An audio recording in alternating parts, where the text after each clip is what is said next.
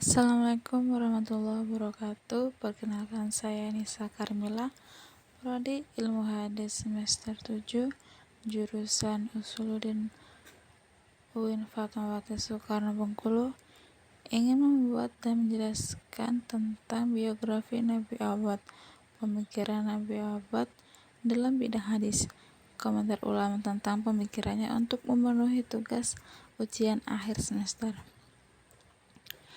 Nabi Abad biografi singkatnya. Nabi Abad lahir pada 31 Januari 1897 di Mardin, yang di waktu itu bagian dari Kekaisaran Utsmaniyah.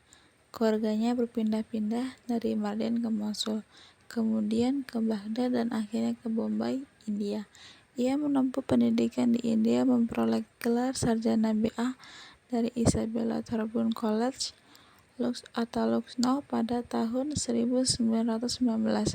Kemudian pada 1923 pindah ke Amerika Serikat dengan memperoleh gelar MA dari Boston University pada tahun 1925. Tahun 1933 bergabung dengan Oriental Institute of the University of Chicago untuk studi doktoral, dan akhirnya menjadi profesor di sana, atau menjadi wanita pertama yang menjadi profesor di institut tersebut.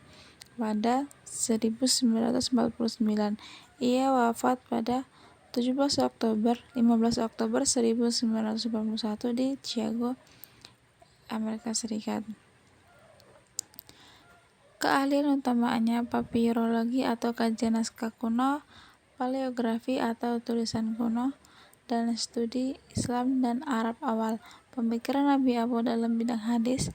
Nabi Abad bukanlah seorang ulama hadis tradisional dalam arti keilmuan klasik Islam, melainkan seorang orientalis ilmuwan barat yang terjun ke studi manuskrip Arab dan kemudian mengemukakan pemikiran penting terkait kehadiran, penulisan, dan pertumbuhan periwayatan hadis.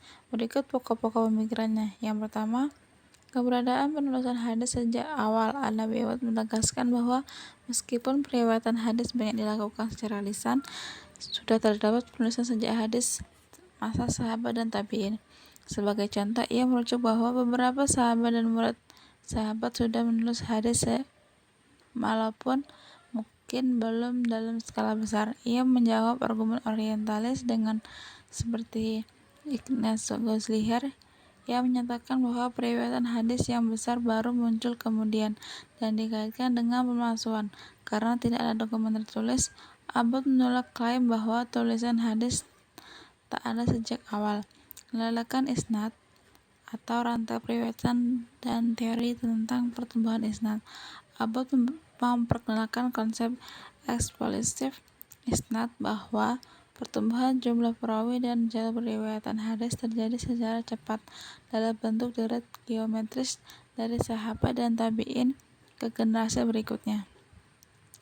Dengan analogi, misalnya satu sahabat meriwayatkan kepada dua tabi'in, masing-masing meriwayatkan kepada dua lainnya, dan seterusnya sehingga muncul banyak jalur isnad dalam waktu relatif singkat.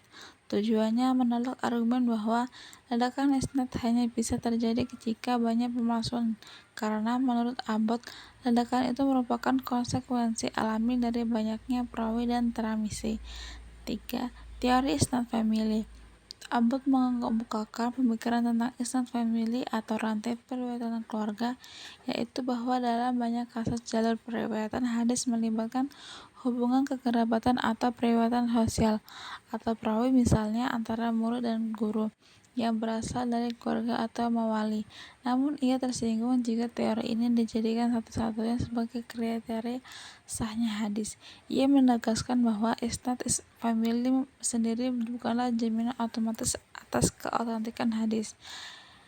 Kritik terhadap pendekatan skeptis terhadap hadis. Abad secara khusus menentang pandangan para orientalis yang sangat skeptis terhadap keautentikan hadis. Misalnya Joseph Scott yang Dalam karya-karyanya mengatakan bahwa sebagian besar hadis baru muncul kemudian dan banyak yang dipalsukan. Abbott mengajukan bahwa terdapat bukti tertulis awal dan jalur isnad yang mengemukakan keaslian. Meskipun demikian, Abbott tidak menerima secara membabi buta semua hadis. Ia menekankan pentingnya penelitian manuskrip, naskah paleografi, dan sejarah tulisan Islam awal untuk membangun nilai status periwayatan. Kedudukan hadis sunnah dalam kajian. Abbott memandang bahwa konsep sunnah termasuk sebagai jamak nabi saja, tetapi dalam sejarah awal menjadi istilah yang lebih luas. Terkadang juga digunakan untuk sahabat dan kalangan pemerintah, menurut interpretasi beliau. Oleh karena itu, ia melihat hubungan baik antara sunnah, hadis, dan praktik hukum administrasi awal Islam sebagai aspek relevan dalam pemahaman perkembangan hadis periwayatan. Komentar ulama terhadap pengkaji studi hadis tentang pemikirannya. Para pengkaji studi hadis dan orientalis yang lebih kontemporer menilai bahwa pemikiran Nabi Abbott memberi koreksi penting terhadap orientalisme yang terjadi skeptis terhadap hadis. Misalnya, artikel mengamati bahwa sebagian besar pandangan termasuk oleh Muhammad Mustafa Al-Azami mirip dengan sebagian ulama hadis klasik yang bahwa pertumbuhan isnad memang terjadi dan isnad famili bukan kriteria tunggal. Namun, ada pula yang mengkritik terhadap pemikirannya, misalnya bahwa teori isnad famili yang diusulkan Abbott dianggap belum sepenuhnya dapat dijadikan pegangan mutu dalam ilmu hadis tradisional, karena banyak aspek kredibilitas perawi lainnya yang harus dipertimbangkan.